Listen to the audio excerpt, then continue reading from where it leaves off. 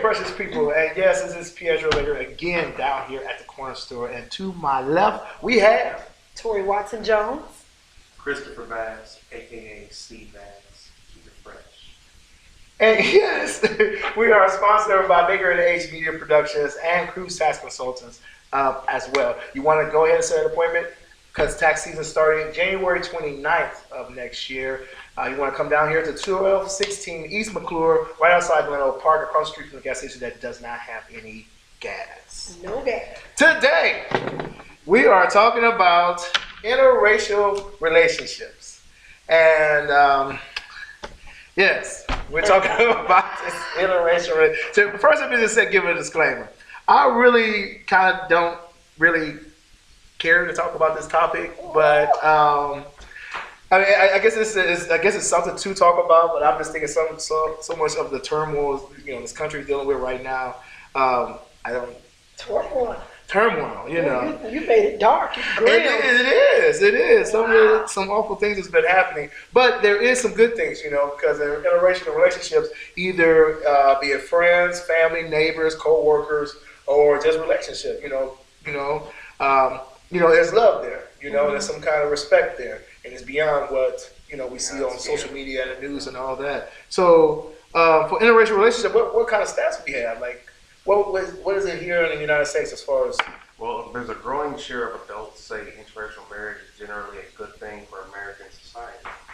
Mm-hmm. Nearly 4 in 10 adults, 39% say the growing number of people marrying someone of a different race is good for society. That's up from 24% in 2010. Adults younger than 30, those with at least a bachelor's degree, and those who identify as Democrat or lean Democratic are especially likely to say this. Where is this source from? This source is from Pew Research Center, or Fact Tank News and the Numbers. Okay. All right. So they're saying that people are, from years ago till 2010 to now, it's more accepting.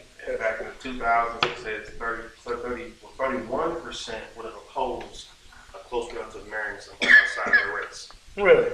I wonder why is that? I don't know. They don't want to come to my house. I'm telling you, on the holidays, it is a multicultural experience. It is. But see, yeah, because I mean, my mom never raised us to be like that. We was, where you find love, you find love. And it as a matter of this, skin pigmentation. Found love there, and so we was raised like that. But then I do know some other people that had the old saying, if you can't use your comb, don't bring it home. And that's an old ignorant saying that he used to say. But yeah, that is still rampant here and there. But you're saying that it has gone down. I wonder why is that? Especially among the younger. Okay, yeah. That, to me, when they what stuck out to me and said adults younger than 30 and they had a bachelor's degree or identify, well, I should say more or less bachelor's degree. To me, that meant more than as far as your political side. Mm-hmm. But I mean, younger than 30, like I said, I'm 25. I went to school. I got my bachelor's degree. When you go to school, especially like our university, you get a mixture of everybody. So you got your black, white, Latino. You got everybody going to this school. So you get a chance to communicate with everybody and see where everybody, what world they come from. You get to see different perspectives. Right. So that's why I would see why that makes sense. Opposed to be like you only had a neighborhood and that's everyone in your neighborhood was a certain race, and then you could go to a school with somebody that's mixed. It's also a different time period too. Less than 30, you say younger than 30. Right. You growing up in like I said, I was born in 1993, but like I said, I'm a millennial, so I grew up with everybody. Mm-hmm. I had beef with white and black. I didn't really care. Color, schmuller. You all can suck sometimes. Color what? Color, schmuller. You all can be like schmuller. Yes. Spell that. Could you spell it? It wasn't meant to be spelled. It's meant to rhyme. Don't make me play it in the game. Okay. Bars. No. You can make up words when you was a millennial. Yeah, you can make you're millennial. Because us old folks, they're gonna try to Gen Xers, you couldn't make up. Yes. No, we had to say what was actually there. Yeah. What'd you first say? Yeah. So, is this worldwide? Because I mean, we only see it from our backyard. Keep it it up. We only see it from our backyard. Like we only see it because we know what's been on the social media, on the news. We only see it, black and white. And now, Hispanic is mostly coming in as well. But worldwide, I mean, it's just not black and white. It's there's like other countries and other nationalities and other cultures and other skin tones. So I mean, I wonder how do they work? Like someone from Japan with someone from Africa. Is it tension like that, or is it just tension here because of the history of what we had here in America? I feel like we are so stifled. The first time I went out of the country, where you go? I went to Jamaica to get my groove back. No, I'm just kidding. I went to Jamaica. I did go to Jamaica. What does that mean, man? You don't know where to get your groove Talk back? to me after the show. Okay, so. It's that kind of. But I just remember being we were around the pool at the resort. Mm-hmm. And I just remember being even walking to the pool area where we was trying to scope out where we was going to lay. Mm-hmm. Me and a good friend of mine, we were covered up. I mean, I had on a swimsuit cover up, and then had a towel wrapped around all that. I mean, just covered. Right. That's what we knew to do. Yeah. Get there. We found our little spot, and we laying there enjoying ourselves, getting situated, still fully covered. Right.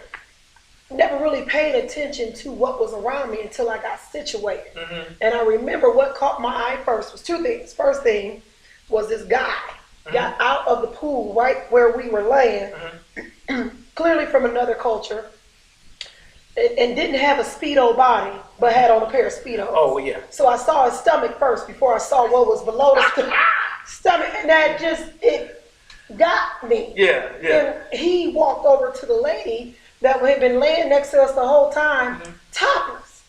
Did not know that. And why do I say all that is because we as a people here in America, we're so laden, we're so behind the day. Right. Is it years ago. Is it that, or is it that we I guess we don't have certain statutes that we don't do. Their comfortability. And so I got to talk to these people. They were from Canada, and they were there on holiday. That's what they call it. I was there on a vacation. I had enough money for 5 days. They was there on holiday, so they were staying for like a month. Right. But in that moment was an awakening for me, because then I took my eyes off of just what I saw right there, and I looked through the whole area. It was so many interracial couples, multicultural couples, everybody running around free. Right. And here in my friend from America, sitting here still wrapped. That's it's an experience. But I think that's just what you experienced, because at that time it was, I mean, if you was here and did the same thing, would you have seen those type of people do that here? I don't think I would have. No, because they wouldn't. It could be just in that country, Could be just that. I remember being in Colombia, and it's kind of on the same subject, but I remember being there, and I didn't speak Spanish that well. I speak Spanish a little bit, poquito, a little bit, but I was so happy. It didn't matter what race you were, because you was from America, and I was like able to talk and talk to someone that could listen to me and understand me, instead of me trying to Google everything. Right. Yeah, and but I understand that. That's just so you can't match with, you relate to something that you're more comfortable with and you're more familiar with. So I understand that. Well, that some people, I think, it's sadly to say, are affected by the media. Because I had a buddy of mine who came over here, and he's from Saudi Arabia. And I can't talk about that scratch. I can't say buddy. I just meant I have to get know more. But he told me they believe that, for example, like a lot of white people over here, they believe we're all Christian, they're all this, they're all rich, they all got money. I'm like, who told y'all believe that? They lie. Y'all serious? Is that what y'all think? So a good chunk of getting their experience from the media. Yeah. What they're saying about us, like the movies he said they watch, that's how they think something. Yeah, and vice versa. And vice versa. Because I got to meet some people that's like from other countries, like especially from Africa. I talk like jungle and animals and big cats and and no one wore clothes. That's what I thought. but no, they got like some metropolitans and downtowns and some high sky rises and all that. I'm like, what? They don't don't show this on the media. They got some beautiful, club life and different churches that's beautiful and all that. They don't show that on the media. They don't even show that, out there in the wilderness. So because of that, when you do find a interracial couple, whether they be from one country to the other, or it be a skin color interracial, that's the method you have to learn. You have to, I was in an interracial couple before I got married. He a Jamaican guy. We got to know each other very well, got to talking, and their idiisms, the things that they did differently, You're right. was totally different from me. Our skin color was the same. Yes, but the things they did were different. Was totally, yeah. I completely. Totally. He got mad at me because I like to let the water run in the shower. Yeah. The whole time I'm in the shower. Why not? They believe in turning the water off. You get wet, you soap up. Before you soap up, you turn that water off. That's wasteful to them. My goodness. So I got a story. You want to hear it? Well, here you go. We got a story. So anyway, I'm in Colombia again. And so I go to this church. And it's a girl there. And we still good friends now. And she speaks English. So she was translating the service for me, right? And so after that, we was going to one of the elders' house or whatever. And we went to his house, and so their houses are stacked like boxes. There's no pitch. So it's like there's no pitch where the heat could go out and escape the house. It's stacked, so the heat is in the house. Just trapped. Right there. So he stayed on the third floor. And, and where I was at Cartagena, Colombia is next to the equator. So it's like all the time hot. Hot as hell. There's no seasons as far as cold where the earth turns. It's just hot all the time. So I'm there. And we get there. And I'm the American, so they try and, treat me with special treatment and all that. And, I'm like, hey, and the elder, he spoke English. And so we sit in this hot room. First, the room was real small, like 100 people in this room. And I'm sitting there, I'm like, okay. And he got like a fan here, no air conditioning. Fan here, fan here, fan there. And it's like cloudy, so it's like muggy too. And then he come out with these, you remember back in the day, those copper cups? Oh, yeah. To put milk in. He come out with those with this hot root juice. And so I asked her, I said, what are we supposed to do with this? We're supposed to drink it. It's hot. You was going to go from hell to purgatory. Right. In a matter of 2 seconds. I said, why would she give you this hot juice if it's hot? I said, you don't do this. She was like, no, it's good. It's good. You got to drink it. It's good for your stomach. I said, no. So, and then he was like, and he's like African descent. So he's like real aggressive. And so, he had like this deep booming voice, and I'm an American with no family around, so I got to do whatever they say. Yes. And so I'm like, oh, okay. So I'm freaking this, I can't believe this. So, and then he was vegetarian on top of that. So he bring out this. So wait a minute.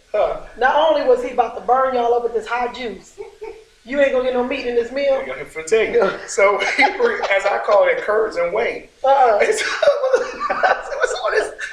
And so she's gagging. I'm like, ain't no meat. She's like, no, I'm like all these bean pods and beans and all this. And so I'm like, okay. Mind you, I'm the visitor. Yeah. So I got to be there. Oh, okay. Oh, this is wonderful. Oh, this is great.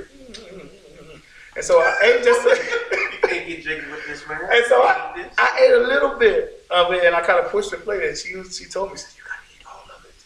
He's from a poor country and a poor village in Africa, and it's wasteful for you to not eat it.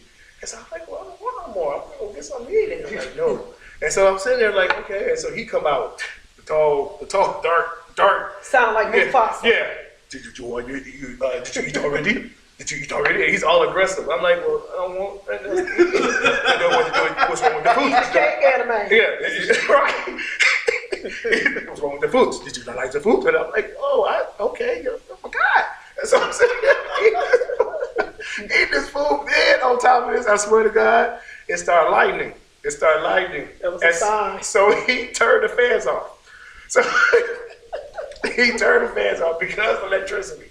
So I'm sitting there like, oh my God, this had to be a Saturday night skit. I know this is not happening to me. You was getting popped. And I'm sitting there just sweating. I sweat profusely anyway, so I'm sitting there sweating, got all this food caked to my throat, got this hot juice and everything. So I asked for a glass of water, and he turned the fans on. I asked for a glass of water, and they wouldn't give me no water.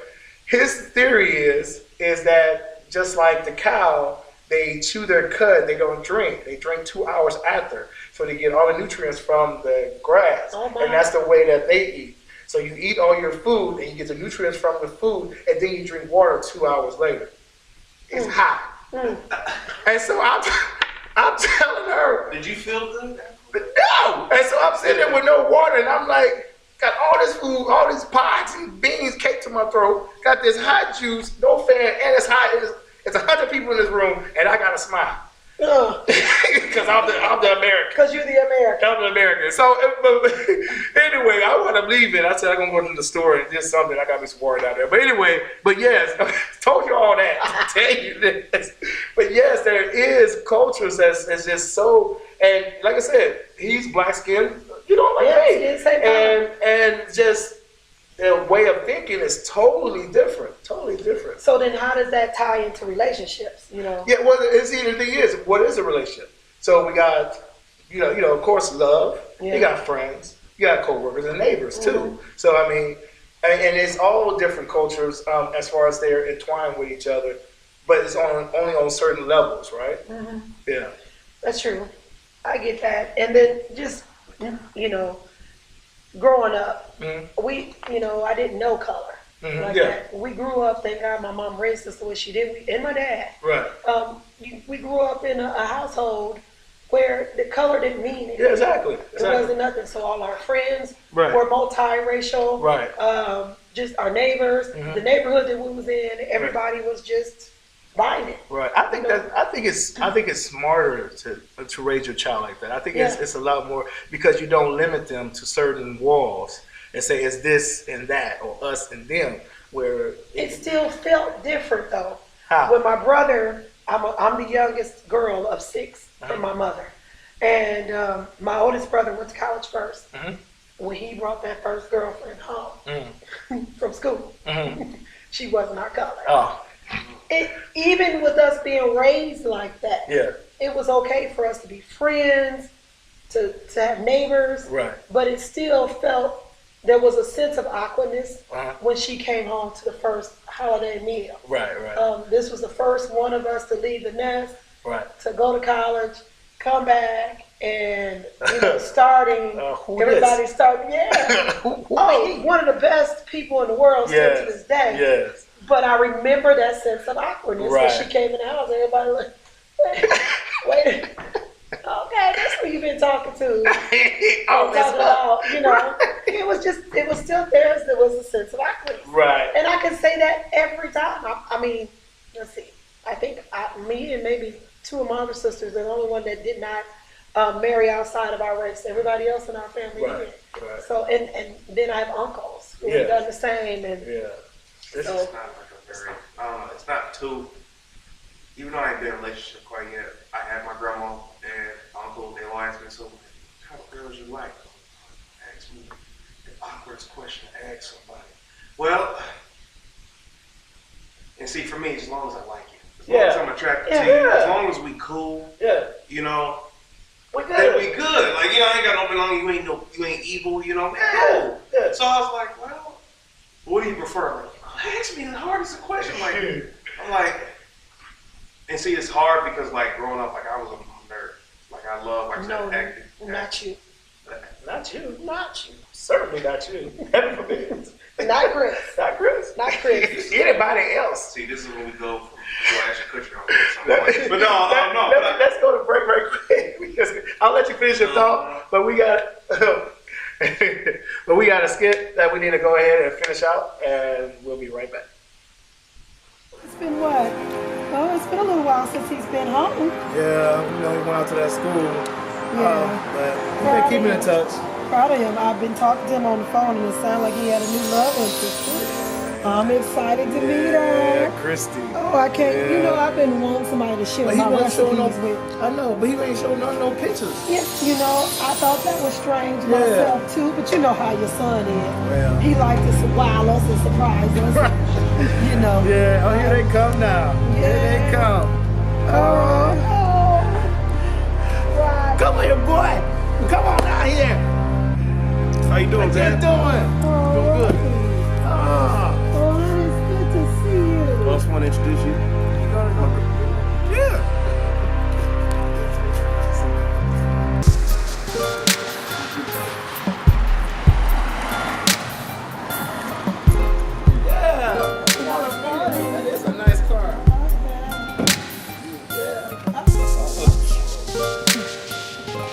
Hi, nice to meet you.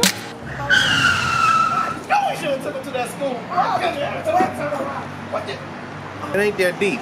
Well, Come on, hey. who that? I don't know what to say. Come. I guess y'all can come in. Come on. And he just All right. Well, Did he eat today? He always act up like this when he don't cook bad. yeah, he's ate. Okay. Hello. How you doing? Nice. Okay. All right. Look at this. Hey, Dad. Well, It's good to meet you. Nice to meet you. Thank you. I'm Mary. I'm his mom. Yeah, I'm Roger. It's a pleasure to meet you as well. Well, just wanted to introduce you guys finally. So, what do you think? Yeah. Well, I'm gonna go ahead and show y'all where we gonna go. Yeah, come on.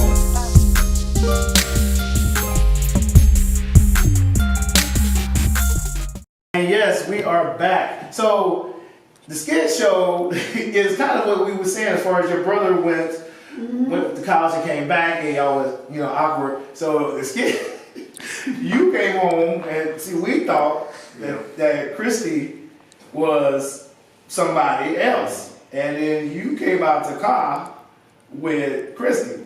The other Christy, which was a different skin color. Oh, yeah, it's a real Christian. Yeah, the real Christy. And so, but that happens all the time too, right? You have one parent that's like totally, I can't believe this, I know you should have went to that guy, I knew you were gonna do this. And you got one parent that's like really understanding, like you just fell in love and we welcome everybody, what do a student or a child do that has a family member that's like that? Like if, and it goes back both sides. It can be white, it can be black, it can be any race actually. When you fell in love with someone that your family don't particularly will accept. How can someone handle that? Well, I know if you like my age and 21 or not, you're in your own adult. What can your parents really say to you? You know what I mean? I guess like you could argue, well, if they're living at their house, they could kick them out. Like, well, even then, you're your own adult. What say do they have in your life? Mm-hmm. Be honest with me. What say do you have in your child's life at that age? If they decide to come home with a person that's white, Asian, black, and see, it's like that's probably one of the few cons in relationships is the fact that for the most part, think of it as like fruit.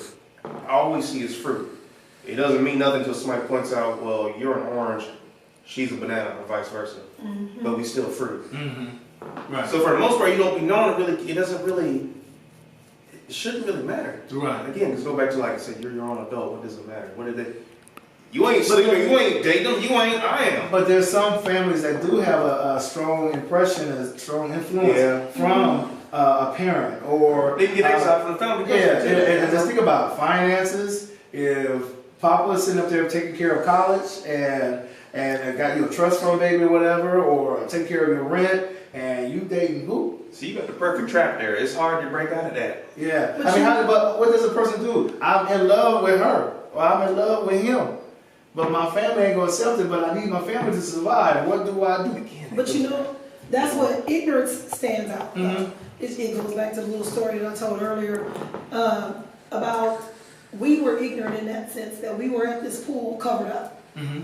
And we only knew what we were comfortable with and what we've been knowing from all our lives. Mm-hmm. We looked ignorant. Nobody else around us was ignorant. Mm-hmm. We were the ones, and we stood out because here we is hovering and covering up, and everybody else is just free and enjoying themselves. Mm-hmm. All of the different multicultural things that was going on around us was free. Mm-hmm. And then until we had that awakening of, wait a minute, everybody, this is the norm. Right. When they're wrong, do what the Romans do. Right. So we did what the Romans do, and it was fun. Right. We had a ball. You was topless? No, I ain't gonna say all that. I ain't gonna say all that. I'm just saying. Look at my eyes, say that. I'm just saying that you didn't have to have a top on. There was no optional. Top optional. But I'm just saying. Chris, what are you at? What were you at? I don't know if anyone noticed. But going back to the relationship piece of it, the part with my brother, we embraced her and got to know who she was for who she was, not the skin color. And it's a wonderful conversation piece because coming into our household, you don't know what's going on. You're going to have some chitlins on the pie. Right. You're going to have some craziness going on, especially around the holidays. And it was questions, well, what is that? Yeah. You don't want to eat that. Right. Unless you know that this is what this, so, and then back and forth with her. Right.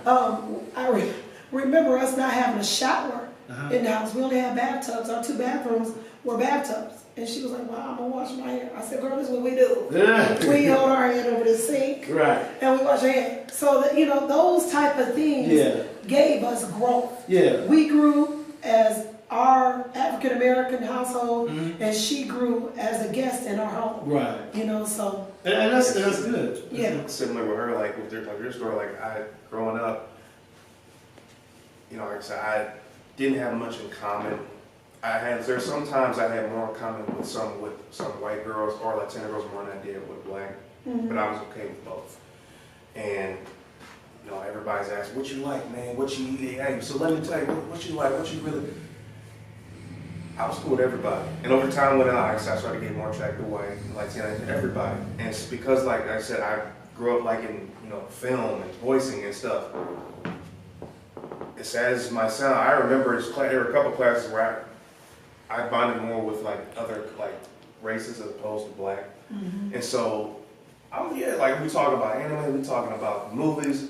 I'm bonding more around with you. See, the thing is, it's not necessarily that it's just those particular people of that particular skin color had a similar interest that you had, and so if you was somewhere else, it may have been like a slew of black people or black guys that love anime and the same thing. It just happened to be at this particular time, these particular people was around you that like the same things that you like, and that's the thing. I was accused. Accused. And it made me mad. It really did. It made me mad because a lot of friends that I was into production, media productions, and we doing films, we doing short films and all that, and I'm like, the only one, that was black, and it was, oh, you got all, and then I'm on my social medias, I'm taking pictures with them. I love everybody. I don't know about just them. I'm cool with everybody. But these are people that I was interested. We had the same interest. We doing the same thing, and it was hard to find anybody that looked like me that was doing the same thing that I was doing at that time. Not that they're not there, and not that they didn't exist, but at that time in my vicinity, these were people that was doing the same thing that I was interested in. And so therefore, how is it that it was my fault, or I look like a sellout, or anything, or whatever, because I have an interest in this. I don't do the things you do. You don't do the things I do. These people do. How is that wrong? So that's the negative side. That's the horrible side. But then taking it to a whole other direction. I work with kids, and being able to see the fruits that's bared from interracial relationships, that is interesting. Yes. Because when they're being raised with those 2 different cultures, sometimes the kids are conflicted. So I get to see that piece. Child rearing is different in some different cultures. African Americans have the myth, because it's not true in all African American homes, but we do have the myth of or the stereotype. That's the word I want to use. Being a little bit more stricter in child rearing. Most of them believe in corporal punishment for child rearing, more so than some other cultures. And so, I see that in all cultures. Well, but the thing is when you're seeing, working in the realm with children, we get a lot of kids in the agency that I work for that are conflicted because of the way they are raised. And so, me being who I am, I haven't changed who I am in that setting. I'm still the same person. A little bit bossy. A little mama figure. And so, just a little bit. Just a little bossy. Does he be trying to treat us like one of those kids? Well, whatever. Every once in a while, y'all act like that. So I have to come out. But anyway, so when I'm teaching, because we do parenting coaching as well, and I teach some of the parents that come through and they're like, I can't do that. If I do that, the kid is gonna do, no, you can do that. No, I can't do that. If I do that. Now give me an example. Give me an example of something that they said they could not do. I can't, for confidential reasons, I can't. Oh, I mean, not no names, but Okay. what? I mean, there's been some incidents. like what would be an incident like you said, hey, if you do this, this is what's gonna happen to this kid. What is something like? Is it like a whooping? We'll just keep it basic, like even just consequences. Okay. So if you tell your child, I need you to make sure your room is clean, things are put up before you go to school. If that's what my mom taught me to do, then that's what we need to do. If we did not do that, there was consequences when we came home. Right. We was getting in trouble. So one of the things that I've taught in parenting, teaching some of the families that I work with, hey, it's consistency. You can tell her this needs to be done, or this. You can tell him this needs to be done, or whatever. And if you don't, this is your natural consequence. You won't be able to go anywhere. So what would be conflicting for them to say that they could not do that? They feel like they couldn't do that. They They couldn't- feel what- like the kid would rebel against them. So what would Now they- this is what I'm practicing in the setting that I work in, Yeah. and the kids are successful with doing that, but transitioning them to their home or Okay, whatever, they're doing it they're there. saying that they can't do that in their home. They haven't been successful with it. Oh, So they need to learn how to drop kick. That's what. well, that's what to the throat. Yeah, right to the here. throat. Take it to the throat. What But a lot you of mean it, you but ain't gonna tying clean into your room? what the topic that we're talking about, Yeah. they feel like, that they are unable to do it because it's a cultural thing. I said, raising kids is not cultural. And that's the thing. I think that's such a cop out. It is. I remember growing up, and I knew some from my childhood friends down the street. Yes. And they didn't have the same skin color, and their father, I know they got whooped. Didn't play. Yes, and he would speak to us, and we speak to him, and all that. But I know. And trying to get people to understand that is so hard. Yeah, it's like, no, it's not. And then I've seen some people with the same skin color I have, that's passive. Yeah. I'm like, if you don't knock the... But then I've also seen where interracial couples get together and everything is fine until they start having kids. Yeah. And the differences of them raising kids breaks them up. They're no longer together because the differences of them raising their kids. I don't want you to breaks whoop them them, but I want to whoop them. Right. You're too harsh on them, but you too easy. You spoil them, you too mean type of thing. You're not supportive. Yeah. So it's It's a very unique culture thing. 'Cause like I said, where I work at a grocery store, I see plenty of interracial relationships, like couples coming in with kids, and I might see both go off on the kid is cutting up. Yeah. So I'm like, all right, well, the mama is more intense than dad, or mama more intense. Well, okay. Right. They don't be no much of a difference. So the fact you saying that, I'm really surprised. Like, I guess it just depends. My mom didn't raise me like this. My dad didn't do that to me, so why would I do that to my child? So, Right. Well, we will be back after these messages.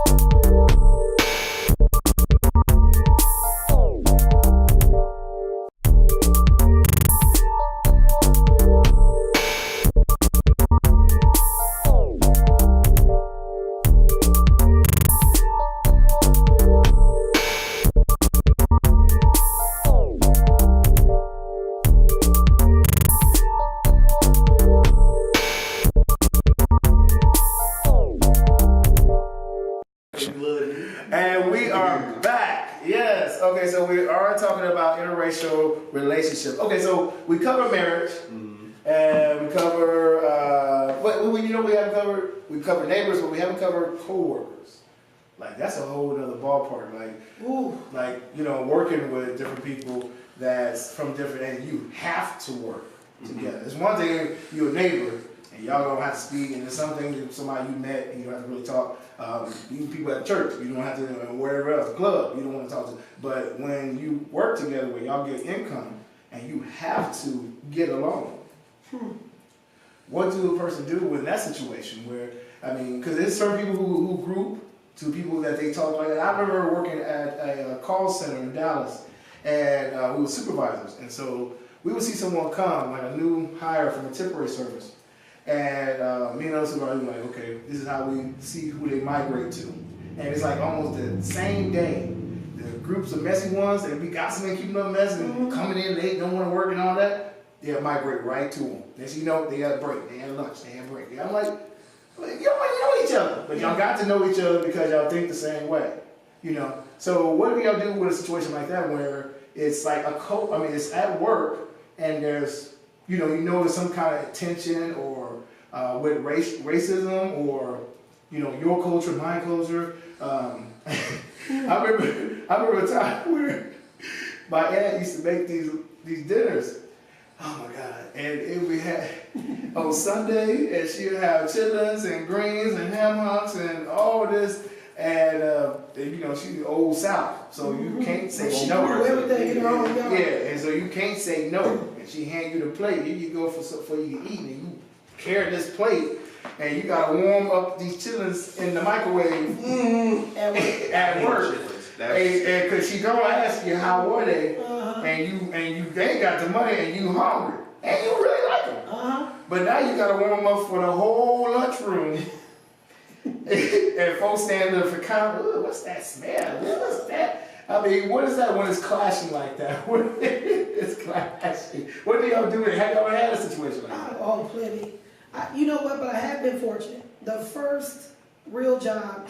Not real job. I've had real jobs prior to this one, but working past college days, got to work in our first training class, our orientation was somebody that I knew that was from a different race that I went to high school with. So it goes back to what we was talking about, what you like, where you come together and you mesh based on the things that you like to talk about and the things you like. So that worked out well for years. And she left me. She left the agency and went on her own endeavors. And I stayed there. But that spoiled me because I thought everybody that worked together would mesh no matter what your cultural differences were. I moved up in the agency, got into supervisory positions, and it's a different type of air up there. It is different. The vocal, and I'm very vocal. I mean, y'all might not be able to tell that from this show, but you can't tell, Chris? Y'all might not be able to get that from here. Oh man, that show. But I'm very vocal, and I'm stubborn, just a little bit. Stubborn? A little bit. And I'm in the area of my job where I can make decisions, and I have to be careful that I don't come across as the angry black woman in my position. Well, see, you don't have that. And I don't feel like that, but I've been told that from people, co-workers, and some superiors or lateral people, that my approach can sometimes come off. Did they give you an example? I didn't necessarily agree with it. What did they do? Not that I disagree with everybody, but I didn't necessarily agree with it, but it just... Did you come break your neck and I didn't have all that. I did not. I promise you, I did not have all that. So what was the angry black woman then? It was just because I didn't agree with what they wanted to do at that time. I had my own opinion. Didn't mean it made me wrong. So could it be that they was the one that was ignorant? Because it's like, I just felt if you was a white woman, would they have said the same thing? I just feel like it was culturally biased. Okay. On that particular situation. Everybody has their own opinions in any job or whatever you're doing, but because I happen to be a minority in that realm where I'm working at, I have to be careful of when I have to pick my battles wisely, and I have to be careful when I choose to stand my ground and say, no, I don't agree with that. Right. I could do it about almost everything that's brought up, but I have to pick and choose when I do that. Okay. Because of, my coworkers. Right. And that's respectful too, for Yeah. any job. That's respectful. Yeah. And hopefully they respect you, your opinion counts too. I think it has gotten better. Yeah. I think we all had to come together cohesively and say, okay, we all come from different places, different backgrounds, different experiences, Right. but we're all here for the same reason. Exactly. And once you get on that page, it does make it easier. Right. Doesn't mean that you're just not going to have some Right. problems. That ain't happening. Chris, I mean, I'm sure With a you, student. yeah, I was like, you was a student, so. As a student, I Yeah. had an issue with another student who once made a statement to me when it came to dating outside my race. And he asked me, why do you like white? What about a black woman? I'm like, what about them? There's nothing wrong with them. I'm cool with everybody. As long as I like it and we cool. Mhm. Well, I just think, because, and then he went into this whole spiel I'm not going to go into. Right, I'm full right. around and get heated on set. I ain't doing that. Right. No, And not I'm Chris. just, and I don't normally, that's the thing, I don't like to get upset. So when he said this, I'm like, you understand what's coming out your mouth, right? You understand what you just said is really, really, Yeah. borders on racist here, the way Yeah. you're saying it. The whole idea of coming to ask you about a whole, Well, we were talking about Racism. something, and the fact that it just slipped out somehow, because he been wanting to ask you that for a while. we were just talking, and it slipped out his mouth, and I was like, you fixed yourself to say this No, to that me. wasn't no slip. That wasn't You his fixed it. He meant that. Because he was like, what's wrong with so like, because they're nice. Look, some of them are sexy. I would date a black. Like he went into all this. I'm like, well, hold on. I mean, what difference does it make if it's black or white? If it's a woman that you like, He never- if it's he never- anybody that you attracted to, Yep. have at it. I don't It get shouldn't- and that's the whole baseline of the whole thing, that I get to. It's the whole. I mean, it's skin pigmentation. Okay, we know there's some cultural things, We handle melatonin better. Yeah, I mean, but it's just the skin color, and but if we start classifying people because of that, and this is what they are, and this is what we are, it's not true because we are the same in one fashion or another, I mean, we get cold, someone died, we cry, we're receptive to diseases. We eat. We have to sleep, eat, we you go know, to the and- restaurant.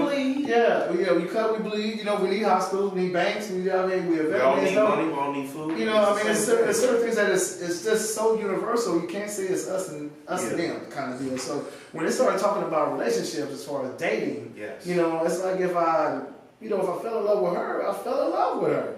I can't help it. She fell in love with me. How can you tell me what my love should be directed on what you think I should love, opposed to what I actually love? So and after that, me and him never really talked again. I actually was, because every time I was around him, I was ready to hurt him. Right. Because he kept bringing that to the table.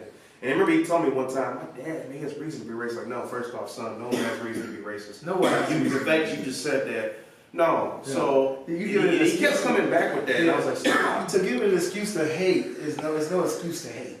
There's no excuse to hate. And if we had a teacher one time, a psychiatry teacher, and I wasn't in the class. She told a friend of mine that took her class, said that her father is a psychiatrist too, and he was a racist. I was like, how's he a psychiatrist? He's a racist. I was like, how's that possible? Two countries clash with each I other. said, how can you supposed to bring mental health to some, and you have a sickness yourself? That's crazy. It's an oxymoron, man. Like, he's a psychiatrist, and you got a mental problem. Right. How does that work? Right, in this right. world? Right. Oh, man.